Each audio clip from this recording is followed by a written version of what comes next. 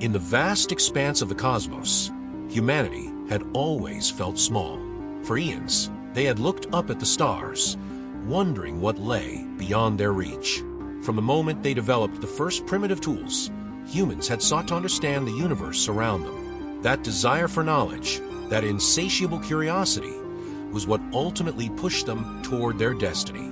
The Earth, their home for countless millennia, was a beautiful and fragile world. Oceans stretched wide and deep, mountains pierced the sky, and life flourished in every corner. But humans were not content to stay on Earth forever. They built rockets, spaceships, and probes, each one more advanced than the last. They wanted to see the stars up close, to touch the moon, and eventually to leave their solar system entirely. For a time, their progress was slow. The early pioneers of space exploration struggled with limited technology, political conflicts, and the harsh realities of interstellar travel. But despite the setbacks, they persevered. Decade after decade, century after century, humanity pushed forward, driven by the belief that they were meant for something greater than a single planet. By the 22nd century, humans had established colonies on Mars, mining operations on asteroids, and research stations in orbit around distant moons. Yet, even with their growing presence in space, they remained tied to their birthplace. Earth was still their home, and the vast majority of humanity lived under its blue skies. But the universe had other plans. In the year 2157, something changed.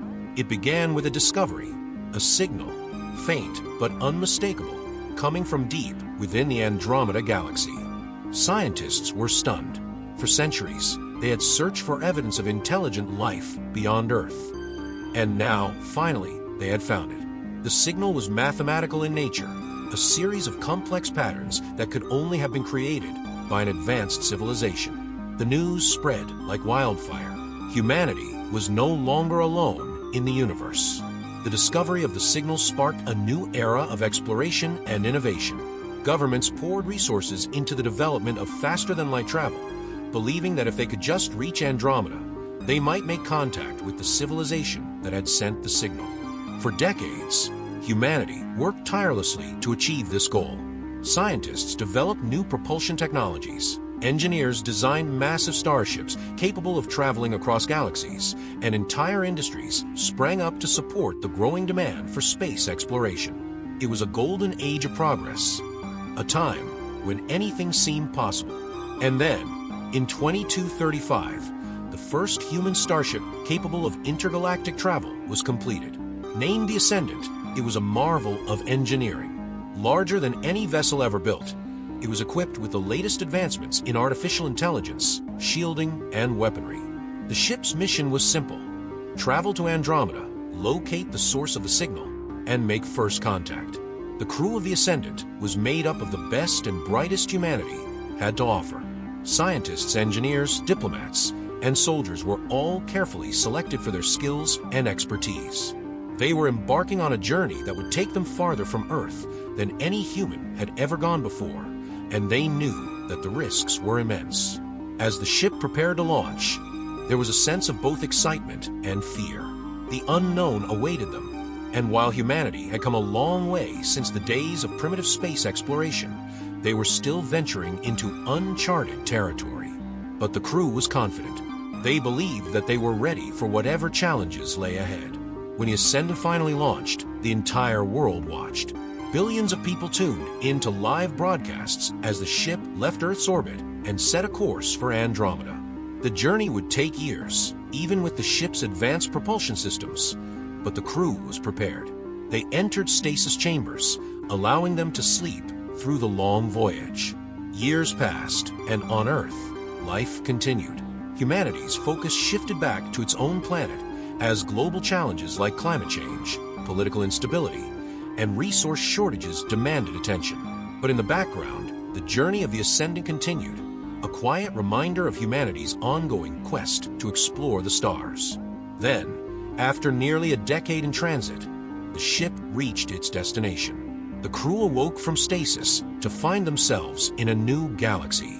The Andromeda Galaxy was unlike anything they had ever seen. Nebulae stretched across the sky in brilliant colors. Stars shone brighter than any they had known, and strange planets orbited distant suns. It was a place of wonder, but also a place of danger. They had no idea what awaited them here. Following the coordinates embedded in the signal, the Ascendant made its way toward a small, rocky planet orbiting a binary star system. As they approached, they detected signs of advanced technology on the planet's surface. Massive structures, energy fields, and what appeared to be artificial satellites in orbit. The crew was filled with a mix of excitement and trepidation. They were about to make contact with an alien civilization, something that had been the dream of humanity for centuries. But they also knew that first contact could go in many different directions. Would the aliens be friendly, welcoming them with open arms? Or would they see humanity as a threat, something to be eliminated? As the Ascendant descended into the planet's atmosphere, they sent out a transmission, broadcasting in multiple languages and formats in the hope that the aliens would understand. For a few tense minutes, there was no response. The crew waited, their hearts pounding in their chests, as they watched the planet's surface grow closer on their view screens. Then, suddenly, the ship's communication systems came alive. A voice, speaking in perfect English, echoed through the bridge. "Welcome, travelers from Earth. We have been expecting you." The crew exchanged shocked glances. How could the aliens know English?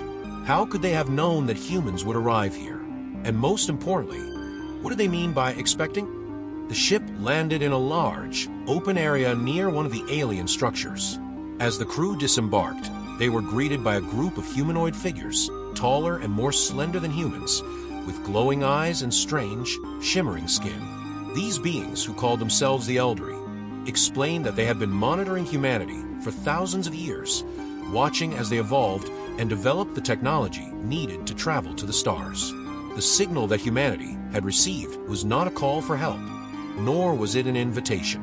It was a test, a way for the Eldari to determine if humanity was ready to join the greater galactic community. And now, with the Ascendant's arrival in Andromeda, that test was complete. But there was a catch. The Eldari revealed that humanity was not the only species being tested. Throughout the galaxy, other civilizations were also striving to prove themselves, each one competing for a place among the stars. The next phase of the test would be far more challenging, a battle not of weapons, but of survival, intelligence, and unity. Humanity had reached a turning point. The path ahead was uncertain, but one thing was clear. The future of the species rested in their hands. And so began the greatest challenge humanity had ever faced. The road to seizing eternity had just begun. The moment the Eldari delivered their message, the atmosphere aboard the Ascendant changed.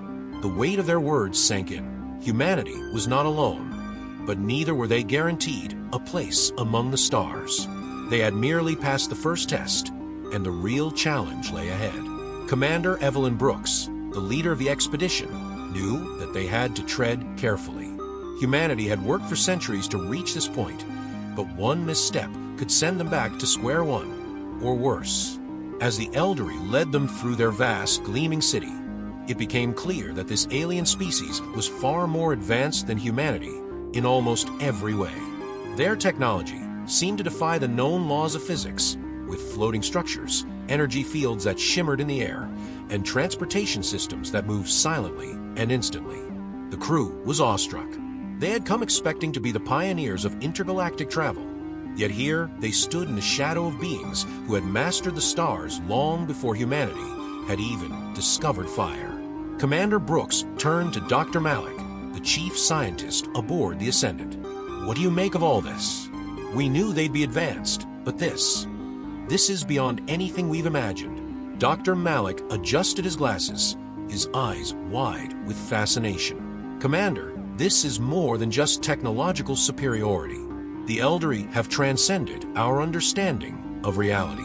If they've been monitoring us for thousands of years, then they've probably been observing other species even longer. We need to understand their motives, their history. Why are we being tested?" Brooks nodded, her expression hardening. "We need answers. I don't trust this test. It's too convenient. We come all this way, and they've been expecting us. We need to proceed carefully. The crew was soon brought to the heart of the Eldari capital, a massive crystalline structure that pulsed with energy. Inside, they were introduced to the Eldari Council, 7 beings who represented the highest authority of their civilization. Each council member radiated a calm, almost otherworldly presence, their eyes glowing softly as they regarded the humans with what seemed like both curiosity and amusement. "We understand your confusion," one of the Eldari, a tall figure with silver skin and eyes that flickered like stars, said. "The test you have entered is part of a much larger process. We call it the Ascension Trials. Every intelligent species that reaches a certain level of technological and societal development is given the opportunity to ascend, to join the greater galactic community. But not all succeed." Commander Brooks stepped forward, her voice steady but firm. "What exactly are these trials? And why are we only hearing about this now? We've explored our galaxy for centuries and never encountered anything like this." The Eldari Council members smiled slightly, a gesture that seemed both human and yet completely alien. "You were never meant to find us until now. The Ascension Trials are not about who can build the most powerful ships or the most advanced weapons. They are about something deeper: resilience, unity, and the ability to adapt. The trials will test your species in ways you cannot yet imagine. Your arrival here was merely the first step." Dr. Malik, unable to contain his curiosity, spoke up. "You mentioned other species. How many have attempted these trials? And how many have succeeded?" Another council member, their form shifting subtly, as if made of liquid light, answered. "Many have tried. Few have succeeded. Some races grow too proud and collapse under their own ambition. Others become fractured, unable to unite in the face of the trials. But those who succeed, they ascend to a higher plane of existence, one where time and space are no longer barriers. They become part of the eternal continuum." Commander Brooks narrowed her eyes. "And what happens to those who fail?" The council grew silent for a moment, the soft hum of the crystalline chamber filling the air. Finally, the first council member spoke again. "They are given a choice: return to their homeworld with no memory of the trials, to continue their lives as they were, or face oblivion." The weight of those words settled over the crew like a thick fog. Failure meant losing everything they had worked for, or worse, disappearing into nothingness. But the promise of success, of ascending to something greater, was too tantalizing to ignore. Humanity had always been a species driven by the desire for more, for knowledge, for power, for immortality. And now, they stood on the brink of achieving it. "We accept the challenge," Commander Brooks said, her voice steady. "Whatever these trials are, humanity will face them. We didn't come all this way to turn back now." The Eldari Council members exchanged knowing glances before nodding in unison. "Very well," the silver-skinned one said. "Your first trial will begin soon. Prepare yourselves. The path ahead is fraught with danger, but also with opportunity. How you navigate it will determine your future." With that, the meeting was over. The crew of the Ascendant was escorted back to their ship, where they gathered in the command center to discuss their next steps. "This is bigger than any of us could have imagined," Lieutenant Chun, the ship's tactical officer, said, pacing back and forth. "These Eldari, they could destroy us in an instant if they wanted to. Why are they testing us instead? What's in it for them?" "I think they see potential in us," Dr. Malik replied. "They've been watching us for millennia. Maybe they believe we have something to offer that other species don't. Or maybe they just want to see if we're worth keeping around." Commander Brooks leaned against the table, her brow furrowed in thought. "Whatever their reasons, we're in this now. We can't afford to second-guess everything they say. We have to focus on what we can control, ourselves.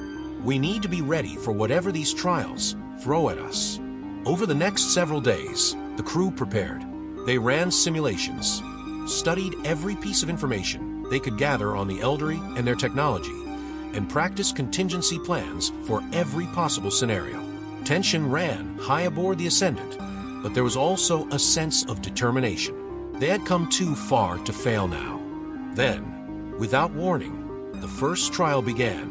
The ship's system suddenly went offline. plunging the entire vessel into darkness. Alarms blared as the crew scrambled to restore power, but nothing seemed to work. The artificial gravity flickered on and off, causing objects and crew members to float momentarily before crashing back down. Panic began to spread as communications with the Eldari were cut off, leaving them isolated in the void of space. "Report." Commander Brooks shouted over the chaos, gripping the edge of her console to steady herself. "We've lost all primary systems, ma'am," Lieutenant Chun called out from across the room. "Life support is failing, and we're drifting off course." Dr. Malik, frantically typing at his station, looked up with wide eyes. "This isn't a malfunction. This is the trial. They've shut us down on purpose. Then we need to find a way to get control back. Fast," Brooks replied, her mind racing. "Suggestions." The crew worked feverishly, their training kicking in as they tried to diagnose the problem. Hours passed with no progress. The ship's temperature began to drop, and the air grew thin as oxygen levels plummeted. Some of the crew started to panic, their breaths coming in short, gasping bursts. But then, just as hope seemed to be fading, Dr. Malik made a breakthrough. "It's a test of our resilience," he said, his voice strained but steady. "The Eldari are watching to see how we react under pressure. If we lose control and panic, we fail. But if we can remain calm, think critically, and solve the problem, we pass." Commander Brooks nodded, understanding instantly. "Everyone listen up," she called out, her voice cutting through the chaos. "This is part of the trial. We need to stay calm and work together. If we panic, we lose. Focus on your training, follow protocols, and we'll get through this." With renewed determination, the crew rallied. They worked as one, pooling their knowledge and skills to restore power. Slowly but surely, the ship's systems began to come back online. The lights flickered on, the air circulation resumed, and the ship's engines roared to life once more. They had passed the first trial. As the ship stabilized, a message appeared on their main screen. It was from the Eldari Council. "Congratulations, humans. You have passed the first trial, but this was only a taste of what is to come. The next challenge will test not just your strength, but your unity. Prepare yourselves." The message disappeared, leaving the crew to contemplate what lay ahead. They had survived the first trial, but they knew that the hardest part was still to come. Humanity's journey toward ascension was just beginning. The crew of the Ascendant barely had time to catch their breath after the first trial. The ship's systems were restored, but the memory of being plunged into darkness, teetering on the edge of disaster, lingered in their minds. It wasn't just the fear of death that haunted them. It was the knowledge that they were being watched, evaluated, and judged by a civilization that could control every aspect of their journey. The message from the Eldari had been clear. The next trial would test their unity. Commander Brooks knew that this challenge would not be as straightforward as restoring systems. It was about their ability to work together as one species, to rise above their differences and conflicts. And that, perhaps, was the greatest challenge humanity had ever faced. Since the early days of space exploration, humanity had been plagued by division. Nations competed for resources, ideologies clashed, and even in the face of interstellar discovery, the scars of Earth's history ran deep. The crew of the Ascendant was no exception. Though they were the best and brightest, chosen for their skills and training, they came from different corners of the Earth, each with their own beliefs, values, and motivations. As the ship sailed through the silent void, the weight of the next trial hung over them like a shadow. The anticipation gnawed at their nerves. But for now, everything was calm. The ship's systems were running smoothly, and the crew had a moment to reflect and prepare. But deep down, they all knew that this calm was just the eye of the storm. "We need to get ahead of this," Commander Brooks said, gathering her senior officers in the briefing room. "The Eldari won't give us any more warnings. If they're testing our unity, then we need to ensure that we stay together, no matter what they throw at us." Lieutenant Chun leaned forward, his brow furrowed. "But how do we do that? Everyone on this ship comes from different backgrounds. We've trained together, sure, but we haven't faced anything like this. What if people start turning on each other? Dr. Malik, who had been deep in thought, spoke up. I think that's exactly what the Eldari are counting on. They know that humanity's greatest strength and greatest weakness is its diversity. They're going to exploit that, try to fracture us. The key to passing this trial will be holding on to what unites us. Commander Brooks nodded. And that's our shared goal. We're not just here for ourselves. We're here for humanity. We have to remind the crew that no matter where they come from or what they believe, we're all in this together. This mission is bigger than any one of us. The senior officers spent the next few hours devising strategies to maintain unity. They held meetings with the crew, reinforcing the importance of teamwork, mutual respect, and the shared responsibility they carried. Everyone seemed to understand the stakes, but the tension was palpable. They knew that when the trial came, it wouldn't be something they could prepare for with drills or protocols. It would strike at their very core, their humanity. Days passed, and the crew began to settle into a routine. But beneath the surface, there was an undercurrent of anxiety. Some of the crew members, particularly those from rival nations or factions, kept their distance from each other. Others whispered about the trials, speculating on what the next challenge might be. Paranoia crept in like a slow poison. Then it happened. It started subtly, almost imperceptibly. Systems that had been working flawlessly began to malfunction. Communications between different sections of the ship were garbled, and some of the crew members reported seeing strange distortions in the visual feeds. At first, they thought it was just another technical issue, but Dr. Malik quickly realized that this was something far more insidious. This isn't a glitch, he said, analyzing the data. It's a psychological attack. The Eldari are trying to manipulate our perceptions. They're creating illusions, feeding us false information to confuse us, to make us doubt what's real. Commander Brooks clenched her jaw. So this is the trial. They're trying to divide us, make us question each other. We need to get ahead of this before it spirals out of control. The crew was immediately informed of the situation. Brooks and her officers made it clear that what they were experiencing was part of the trial, a deliberate attempt by the Eldari to test their unity by sowing confusion and distrust.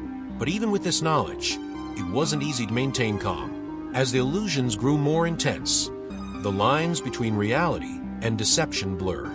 Crew members reported seeing things that weren't there, hallways that stretched into infinity, doors that led to nowhere, and shadows that seemed to move on their own. Some began to hear voices, whispers in their ears that told them they couldn't trust their fellow crew members.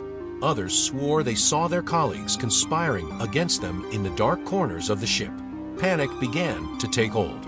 Arguments broke out in the mess halls, and fights erupted between crew members who accused each other of sabotage. Commander Brooks and her officers worked tirelessly to contain the chaos, but the situation was deteriorating fast. The crew was fracturing, and the trial was working exactly as the Eldari had intended. In the midst of the turmoil, Dr. Malik made another breakthrough. The illusions are feeding off our fear, he explained, pulling up data from the ship sensors. The more we succumb to paranoia and distrust, the stronger the illusions become. It's a feedback loop. If we want to break the cycle, we have to stay calm and unified, but staying calm was easier said than done. As the crew's grip on reality slipped, so too did their trust in each other. Small disagreements quickly escalated into full-blown conflicts, and Commander Brooks knew that if she didn't find a way to restore order soon, the mission would be lost. Gathering the crew in the ship's central hub, Brooks made a last-ditch effort to remind them of why they were there. "Listen to me," she shouted, her voice echoing through the chamber. "This is exactly what the Eldari want. They want us to fall apart, to turn on each other. But we can't let that happen. We're stronger than this. We're here for a reason, to prove that humanity is ready to ascend, to take our place among the stars. But we can only do that if we stand together." She paused, scanning the faces of her crew. "I know you're scared.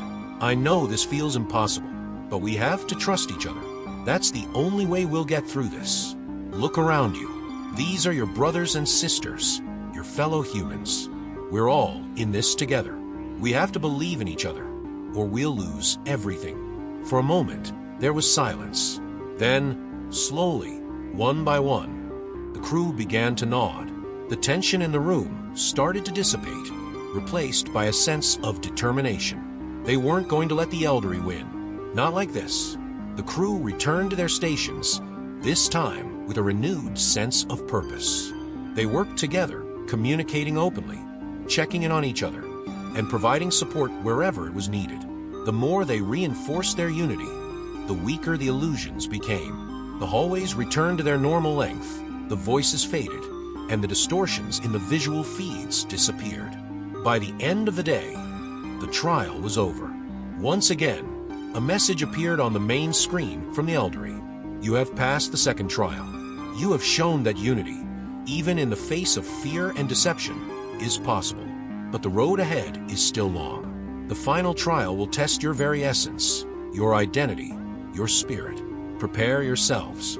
The crew of the Ascendant had proven that they could stand together, but the Eldari's words hung heavy in the air. The next trial would not just test their strength or their unity. It would challenge who they were as a species. As the crew gathered in the command center to debrief, Commander Brooks felt a deep sense of pride. They had come through one of the most difficult tests imaginable, and they had done it together. But she also knew that the hardest trial was yet to come. We've come this far, she said, addressing her crew. And we'll go even further. The Eldari think they can break us, but they don't know what humanity is capable of. We're not just survivors. We're fighters, and we will seize eternity. Together, the crew of the Ascendant had barely time to reflect on their victory over the second trial before the weight of the Eldari's message began to settle in. The final trial would not be like the others. It would be a test of their very essence, their identity as a species. Commander Brooks stood in the observation deck, gazing out at the stars, her mind racing with the implications of what was to come. She knew that this last trial would challenge not just their physical and mental fortitude, but their collective spirit. Humanity had faced tests of survival, tests of unity, but this would be different. For hours, the ship drifted through the void, eerily quiet. There were no immediate signs of the trial beginning, no sudden malfunction, no strange illusions like before. The silence gnawed at the crew's nerves. Every second that passed felt like an eternity. But then, without warning, the ship's sensors lit up, signaling a disturbance ahead. Commander, we're picking up an anomaly, Lieutenant Chen reported, his voice tight with anticipation. It's massive. I've never seen anything like it. Brooks turned toward the main screen as an image appeared. Something vast, a swirling vortex of light and shadow, unlike anything they had encountered before. The anomaly pulsed with an eerie glow, and the space around it seemed to warp and twist as if the laws of reality were bending. What are we looking at, Malik? Brooks asked, her voice calm but laced with tension. Dr. Malik stared at the data pouring in, his face pale. It's some kind of spatial distortion, but it's not natural. It looks like a rift, a tear in the fabric of space-time. I can't even begin to explain how it's possible, but it's clearly artificial. Whatever it is, it was created deliberately. Commander Brooks narrowed her eyes. A rift. Could this be the final trial? It has to be, Dr. Malik replied. The Eldari have the technology to manipulate space-time in ways we can't even fathom. If this is their doing, then the trial could involve anything. Alternate realities, time loops, dimensional shifts. We have no idea what's waiting for us in there. Brooks took a deep breath, her eyes fixed on the swirling vortex ahead. Then we go in prepared for anything. We've come too far to turn back now. Set a course for the anomaly. The crew braced themselves as the ship moved toward the rift. As the Ascendant approached, the energy around the anomaly intensified, and the ship's hull groaned under the pressure of the warped space. But just as they crossed the threshold, everything went dark. For a moment, there was nothing. No light, no sound, no sensation at all. It was as if the entire universe had ceased to exist. Then, slowly, reality began to reassert itself. The crew found themselves standing on solid ground, though not in the confines of their ship. They were in an open field, beneath an alien sky filled with unfamiliar stars. The air was cool, and the ground beneath their feet felt real. But there was something unsettling about the environment. It was too perfect, too controlled, as if it had been designed rather than naturally formed. What the hell just happened? Lieutenant Chen muttered, looking around in disbelief. We're not on the ship anymore, Dr. Malik said, his voice shaking. Or at least, we're not where we were. This could be some kind of simulated reality, or we might have been transported somewhere physically. Either way, this is definitely the trial. Commander Brooks surveyed their surroundings, her military training kicking in. Stay sharp, everyone. We don't know what we're dealing with yet. As the crew began to explore their new environment, they noticed something strange. There were no signs of life, no sounds, no movement. The landscape was eerily still, like a painting frozen in time. But then, in the distance, they saw it. A towering structure made of smooth, black stone, rising into the sky. It was the only feature in the otherwise barren landscape, and it seemed to beckon them forward. We need to check that out, Brooks said, gesturing toward the structure. It might hold some answers. The crew set out toward the tower, their footsteps echoing in the unnatural silence. As they approached, they realized just how massive the structure was. It stretched high above them, its surface completely smooth, without any visible seams or markings. There was no entrance, no windows, nothing that indicated what might be inside. Dr. Malik stepped forward, scanning the tower with his handheld device. It's giving off energy signatures, but they're strange. I can't identify the source, but whatever's inside this structure, it's powerful. Brooks nodded. We're going in. Everyone stay close. As they circled the base of the tower, searching for a way inside, a soft hum filled the air. Without warning, a section of the wall began to shimmer, revealing a hidden doorway. The crew exchanged uneasy glances, but pressed on, stepping through the opening and into the dark interior of the tower. Inside, the space was vast and empty, the walls lined with strange symbols that seemed to shift and change as they looked at them. At the center of the room stood a pedestal, and on it, a glowing sphere of light. The light pulsed rhythmically, as if it were alive, and the energy emanating from it was almost overwhelming. Dr. Malik approached cautiously, his eyes wide with wonder. This is it. This is the heart of the trial. I don't know what it is, but it's something beyond anything we've ever encountered. As he spoke, the sphere began to pulse more rapidly, and the symbols on the walls shifted again. Suddenly, the room was filled with a voice. Not a physical voice, but a presence that echoed in their minds. The final trial has begun. The voice was calm, emotionless, but it carried a weight that sent shivers down the crew's spines. You have proven your resilience. You have demonstrated your unity. But now, you must face the truth of your existence.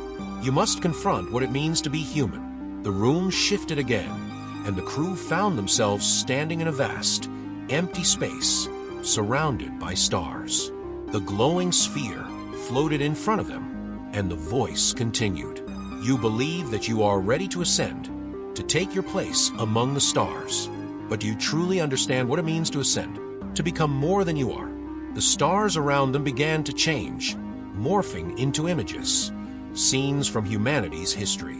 The rise and fall of empires, wars that had ravaged the earth, acts of kindness and cruelty, moments of triumph and despair. The entire spectrum of human experience played out before them, from the first fire lit by early humans to the launch of the Ascendant. Humanity is a species of contradictions, the voice said, capable of great love and great hatred, of creation and destruction. Your essence is defined by your duality. This trial will test whether you can transcend those contradictions or whether you will be consumed by them. The images faded, and the crew was left standing in the empty void once more. But something was different now. Each of them could feel it, a presence deep within their minds, stirring their most hidden thoughts, their darkest fears. Commander Brooks clenched her fists, her heart pounding in her chest. She could feel the weight of her own doubts pressing down on her, the fear that they weren't ready for this, that she wasn't strong enough to lead her crew through this final test. But she pushed those thoughts aside, focusing on the mission, on the greater goal. Lieutenant Chun felt it too. Memories of his past, of the battles he had fought, and the lives he had taken, rose to the surface. He had always believed in the cause, in the necessity of his actions. But now, for the first time, he questioned whether the ends had justified the means. Dr. Malik was overwhelmed by the vastness of the trial. He had always prided himself on his intellect, his ability to understand and explain the mysteries of the universe. But here, in the face of something so far beyond his comprehension, he felt small, insignificant. The voice spoke again, softer this time, as if it were speaking directly to their souls. You must confront your true nature. Only by embracing what you are can you hope to ascend. One by one, the crew members began to experience visions, personal trials that forced them to confront their deepest fears, their greatest regrets, and their most painful memories. For Brooks, it was the weight of leadership, the fear that every decision she made could cost lives. For Chun, it was the haunting faces of those he had killed in the line of duty. For Malik, it was a realization that for all his knowledge, he was still just a fragile human, bound by the limits of his understanding. These visions were not just tests, they were revelations. Each crew member had to face the darkest parts of themselves to acknowledge their flaws and failures. It was a painful, harrowing process, but it was also transformative. As they confronted their inner demons, they began to understand what it truly meant to be human, to be flawed, but also capable of growth and redemption. When the visions finally faded, the crew found themselves back in the tower, standing before the glowing sphere once more. But something had changed. They felt lighter, freer, as if a great burden had been lifted from their shoulders. The voice spoke one last time. You have faced your essence and emerged stronger. You are ready to ascend. The sphere pulsed brightly, and the room was filled with a blinding light. For a moment, the crew felt themselves being lifted, their consciousness expanding beyond their physical forms, touching the very fabric of the universe. It was a moment of pure transcendence, a glimpse of what lay beyond the boundaries of their existence. And then, just as suddenly, it was over. They were back on the Ascendant, the ship's systems humming quietly around them. The crew looked at each other, their eyes wide with the realization of what they had just experienced. They had passed the final trial. A message appeared on the main screen, the familiar voice of the Eldari Council. Congratulations, humans. You have proven yourselves worthy. Welcome to the stars. The crew of the Ascendant stood in stunned silence as the message from the Eldari Council faded from the screen. The weight of what they had accomplished, of what they had survived, hung heavy in the air. They had faced the trials, each more harrowing than the last, and emerged victorious. But the words, "Welcome to the stars," echoed in their minds, carrying with them a promise and a question. What now? Commander Evelyn Brooks, standing at the center of the bridge, exhaled slowly. For so long, their mission had been clear: to reach Andromeda, to discover the source of the signal, and to prove humanity's worth. They had achieved that goal. But the future was uncharted territory. We did it, Lieutenant Chin said quietly, breaking the silence. His voice carried a mixture of disbelief and pride. We actually did it. Dr. Malik stepped forward, his face illuminated by the soft glow of the ship's consoles. We've passed their tests, yes. But what happens next? What does ascension mean for us? For humanity? Brooks turned to face her crew, her expression both thoughtful and resolute. We didn't come this far to stop now. Whatever ascension is, we'll face it like we faced everything else. Together, as if in response to her words, the ship's systems came alive, and a holographic projection appeared in the center of the bridge. It was an image of one of the Eldari Council members, their tall, ethereal form shimmering with light. Greetings once more, humans, the Eldari said, their voice calm and melodic.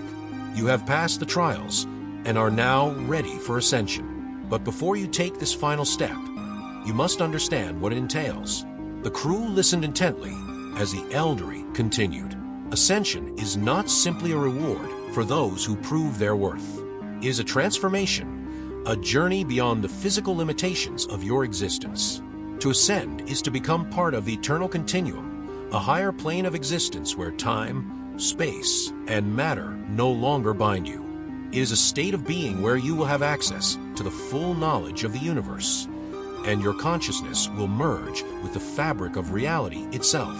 Dr. Malik's eyes widened as he absorbed the enormity of what the Eldari was saying. You mean we would become like you, beings that exist beyond the confines of physical forms?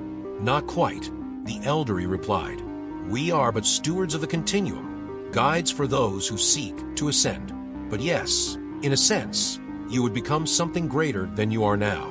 You would no longer be bound by the limitations of flesh, nor by the constraints of linear time. You would be free to explore the cosmos in ways you cannot currently imagine. The room fell silent as the crew grappled with the implications of this choice.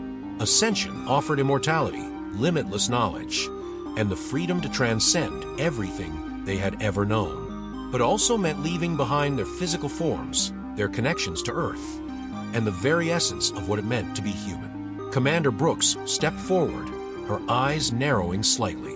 And what of Earth? What of the billions of people who aren't here with us?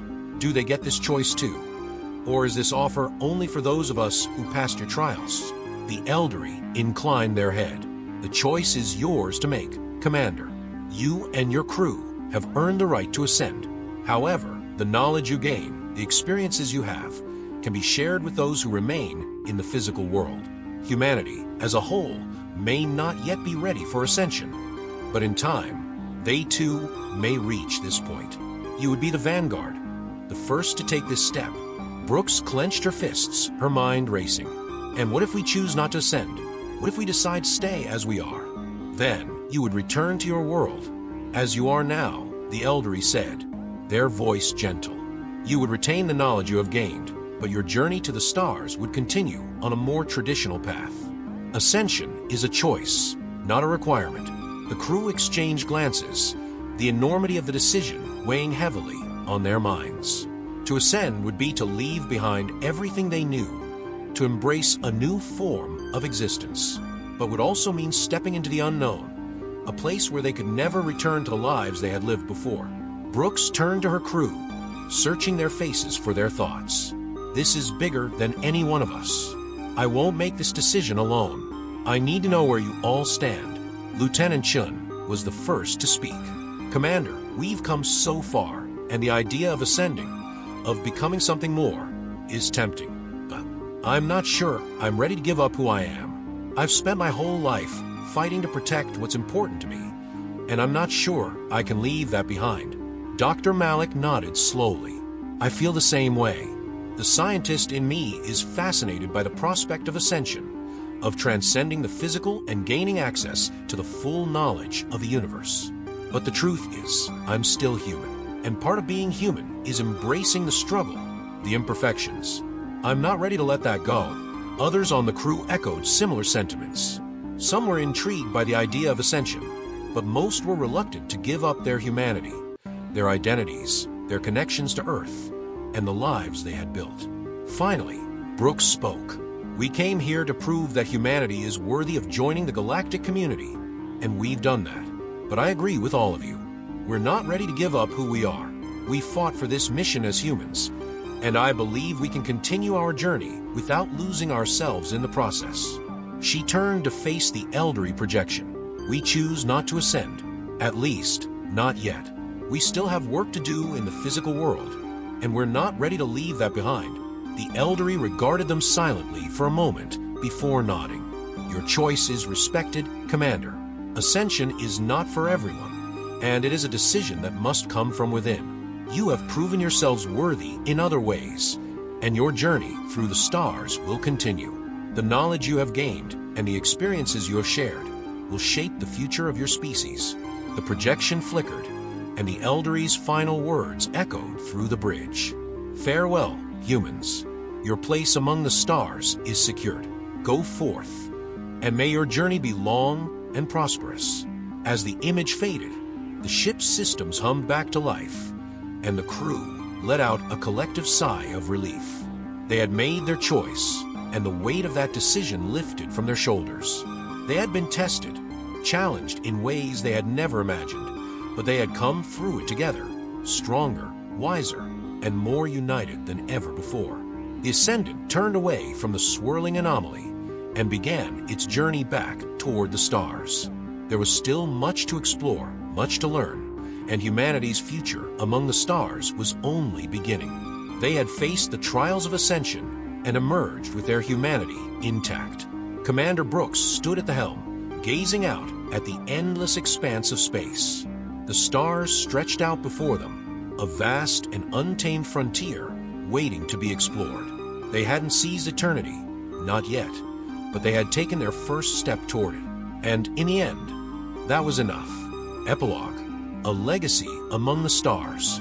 Years passed after the crew of the Ascendant returned to Earth, their story becoming legend. Humanity had not ascended to a higher plane of existence, but they had gained something far more valuable: the knowledge that they were not alone, that they had a place among the stars. The Eldari's trials had tested their resilience, their unity, and their essence, and humanity had passed. The discoveries made during the mission fueled a new era of exploration and innovation. Starships bearing the name Ascendant and its successors ventured farther into the galaxy, carrying with them the legacy of those who had come before. Humanity expanded, not just physically but in spirit, always remembering the lessons learned on that distant world in Andromeda. But as humanity continued its journey, the question of ascension lingered. The crew of the Ascendant had chosen not to take that final step, but others would one day face that same choice. Would they, too, choose to remain bound by the limitations of flesh, or would they embrace the unknown and become something greater? The stars held the answer, waiting patiently for the day humanity would be ready. And so, the story of humanity's journey among the stars, of their trials, their triumphs, and their ultimate choice, became the foundation of their future. For now, they had chosen to remain as they were, but the hands of humanity would continue to reach out, always seeking, always striving. One day, perhaps, those hands would seize eternity.